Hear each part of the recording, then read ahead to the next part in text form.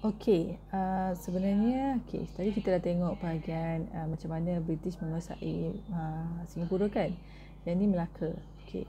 Melaka sebenarnya tidak di bawah kesultanan mana-mana pada masa itu, kerana pada masa itu Melaka telah dijajah oleh Belanda. Okey. Jadi kita akan tengok punca macam mana British mengambil Melaka adalah kerana pergaduhan ataupun pertikaian di antara British dan Belanda.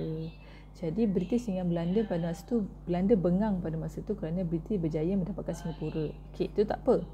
Tetapi pelabuhan British lebih maju dan Singapura lebih maju daripada Betawi. Jadi menyebabkan British rasa macam terjejas ataupun terganggu dan tergugat.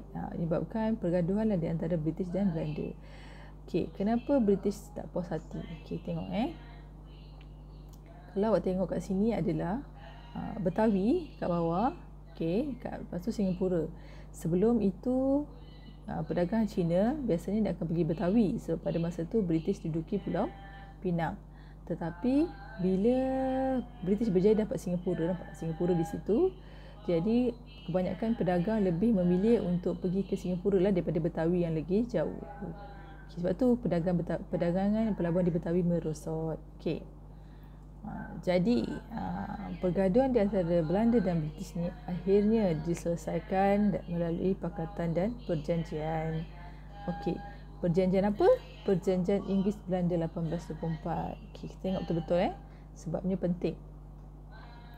Yang pertama sekali kita tengok sebelum perjanjian Inggeris Belanda ini ditandatangani, Pulau Pinang, Singapura, Pengkahulu adalah di bawah British.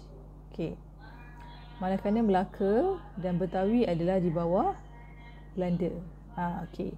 Jadi sekarang dalam perjanjian Inggeris Belanda, diorang ada pertukaran. Pengkahulu British punya diserahkan kepada Belanda, manakala Melaka Belanda punya diserahkan kepada British. Melaka jadi British, Pengkahulu menjadi Belanda punya. Tukar. Apa kesan dia? Kedudukan British di Singapura diiktiraf oleh Belanda. Dan paling penting sekali, Kepulauan Melayu terbagi kepada dua pengaruh barat, iaitu British di Tanah Melayu dan Belanda di selatan. Nampak apa maksud kepulauan terbahagi pada dua? Nampak ayat dekat perjanjian itu saya ringkaskan. Maksudnya belah atas Singapura utara tu semua akan di bawah kuasa British. Bahagian selatan Singapura atau ke bawah dengan Sumatera, Indonesia tu, semuanya adalah di bawah pengaruh Belanda. Kesan dia adalah yang pertama, kita punya alam Melayu terbagi kepada dua pengaruh. Satu pengaruh Belanda, satu lagi pengaruh British. Dan Kesultanan Johor terpecah kepada dua. Dan British berjaya menduduki Tanah Melayu. Dia dapat Pulau Pinang, dia dapat Melaka, dia dapat Singapura. So British berjaya menduduki Tanah Melayu tanpa gangguan daripada Belanda sudah.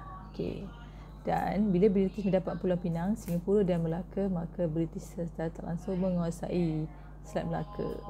Kerana mereka adalah laluan paling strategik dunia sampai sekarang. Itulah strategi British. Tolong jawab soalan esei yang ini.